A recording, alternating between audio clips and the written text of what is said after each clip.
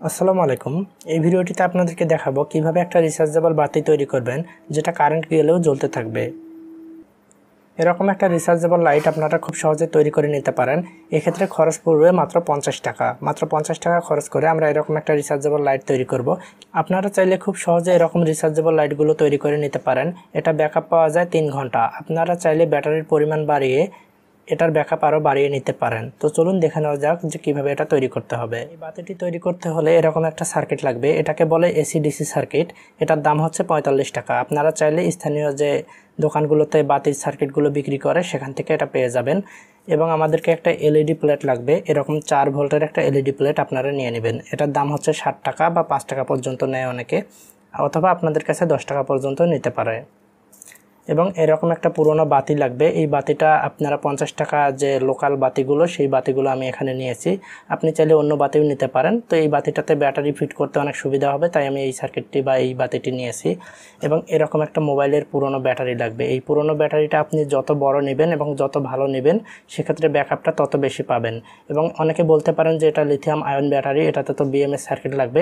না, এখানে কোনো প্রকার বিএমএস সার্কিট লাগবে না, কারণ এখানে সার্কিটের মধ্যে এই সার্কিটটার মধ্যে বিএমএস সার্কিটের জন্য আলাদা করে একটা আইসি দেওয়া আছে। এই যে আইসিটা, এটাই বিএমএস এর কাজ করে। এই জন্য এই লিথিয়াম আয়ন ব্যাটারিগুলোতে আলাদা করে কোনো প্রকার বিএমএস সার্কিট লাগাতে হবে না। এই যে এখানে যে আইসিটা বসানো হয়েছে এটার মাধ্যমে এই ব্যাটারিগুলো খুব সহজে চার্জ হতে পারে, যেক্ষেত্রে কোনো প্রকার প্রবলেম হবে না। এই সার্কিটটিতে ব্যাটারি কানেকশন দেওয়ার জন্য এখানে দেখতে পাচ্ছেন একটা পোর্ট বা জ্যাক পিন দেওয়া রয়েছে। আমরা এখানে তো আর জ্যাক পিন লাগাবো না, সেজন্য আমরা প্রথমে এই জ্যাক পিনটাকে এখান থেকে তুলে ফেলবো। এখানে জ্যাক পিনটা তোলার পরে আমরা দেখতে পাবো যে ব্যাটারির নেগেটিভ এবং পজিটিভ পিনগুলো কোথায় লাগাতে হবে। তো সেজন্য আমাদেরকে এটা অবশ্যই তুলতে হবে।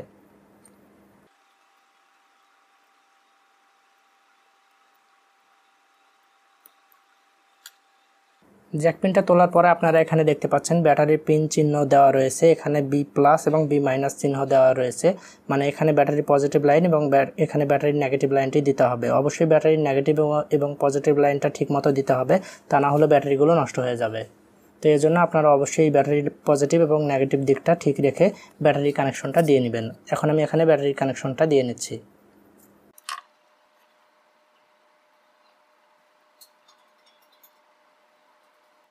আপনারা সার্কিটে একটু ভালো করে লক্ষ্য করলে দেখতে পাবেন এখানে এন এবং এখানে এল লেখা রয়েছে, অর্থাৎ এই দুইটা তার হচ্ছে কারেন্টের ইনপুট লাইন। এখানে আমাদের কারেন্টের সংযোগ দিতে হবে। এবং বিপরীত পাশে আমরা দুইটা তার দেখতে পাচ্ছি, একটা লাল একটা সাদা।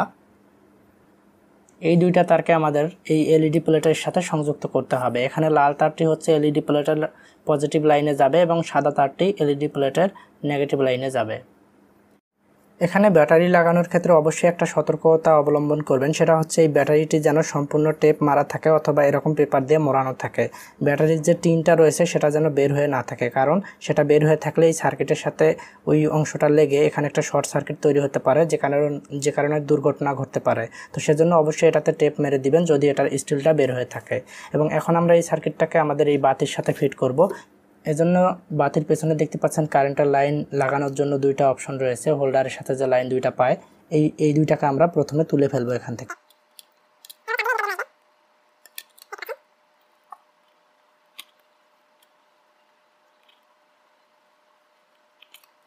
এবং এরপরে এই বাতিটি সম্পূর্ণ খুলে নেবেন। কাজের সুবিধার্থে আমি এখান থেকে আগে এই বাতির যে প্লেটটা রয়েছে এবং এখানে যে সার্কিটটা থাকে সেটাকে সরিয়ে ফেলেছি।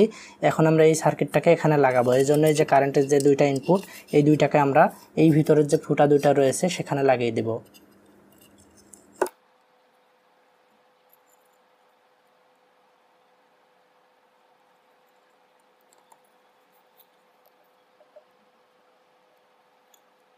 এখন আপনারা দেখতে পাচ্ছেন দুইটা লাইন এখানে বের হয়েছে। এখন আমরা পূর্বের যে দুইটা অংশ খুলেছিলাম নাটের মতো, সেই দুইটাকে আবারও এখানে বসিয়ে দিব।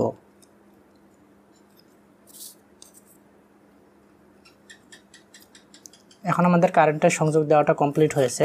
এখন এই ব্যাটারিটাকে এখানে কোথাও আটকে দেব, ভালো জায়গায়, যেখান থেকে ব্যাটারিটা যেন না নড়াচড়া করতে পারে সেভাবে আটকে দেব। এবং এখানে যে দুইটা তার রয়েছে এই দুইটাকে আমরা এলইডি প্লেটের সাথে লাগাবো। এজন্য প্রথমে এই যে টিনটা রয়েছে সেটাকে এখানে বসিয়ে দেব এবং সার্কিটটা যেন এই টিনের সাথে না লাগে সেজন্য সার্কিটটাকে এখানে উপরে ভালো করে আঠা দিয়ে বসিয়ে দেব। দেখতে পাচ্ছেন আমি এখানে টেপ দিয়ে আটকে দিয়েছি। এখন এই টিনটাকে এখানে বসিয়ে দেব এবং এখানে এখন আমরা এই এলইডি প্লেটটাকে লাগিয়ে দেব।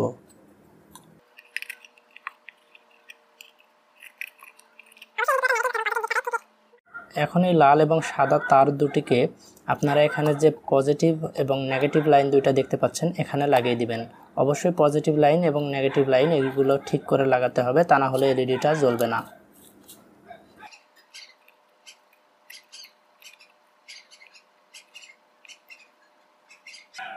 এখন এরকম একটা স্ক্রুর মাধ্যমে এই এলইডি প্লেটটাকে এখানে আটকিয়ে দিবেন।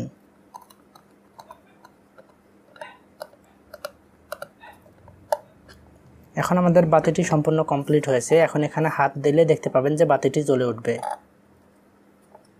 দেখতে পাচ্ছেন বাতিটা কিন্তু জ্বলে উঠেছে। আমরা এখানে হাত দিয়েছি আর বাতিটা জ্বলে উঠেছে। দেখতে পাচ্ছেন জ্বলতেছে, অর্থাৎ যখন কারেন্ট চলে যাবে সেই সময় আমাদের বাতিটা ঠিকঠাক মতো জ্বলবে এবং যখন আমরা সুইচটা অফ করব তখন এটা অটোমেটিক্যালি অফ হয়ে যাবে। তো এমনিতে যেরকম বাতিগুলো কাজ করে থাকে এটাও সেম প্রসেসে কাজ করবে। এবং এখন আমরা যদি এই লাইটটাকে যে কোনো প্রকার এসি সকেটে প্লাগ ইন করি তাহলে একটা রিচার্জেবল বাতির মতো এটা কাজ করবে। আর এটার আলো কীরকম সেটা একটু টেস্ট করে দেখি। আপনারা দেখতে পাচ্ছেন এই বাতিটির আলো কীরকম দিচ্ছে। এটা কারেন্টে লাগালেও সেম পরিমাণ আলো দেবে এবং কারেন্ট চলে গেলেও সেম পরিমাণ আলো দিবে। এটার মাধ্যমে আমরা সর্বোচ্চ 3 ঘন্টা ব্যাকআপ পাবো এবং যখন আপনারা ব্যাটারিটি আরও ভালো লাগাবেন সেক্ষেত্রে ব্যাকআপ আরও বেশি পাবেন। তো এখন আমরা এটাকে একটু বাইরের আলোতে নিয়ে গিয়ে দেখব। আপনারা দেখতে পাচ্ছেন এই বাতিটির আলো কেমন এবং এখানে টেস্ট করে আপনাদেরকে দেখাচ্ছি। দেখুন এই বাতিটির আলো কীরকম।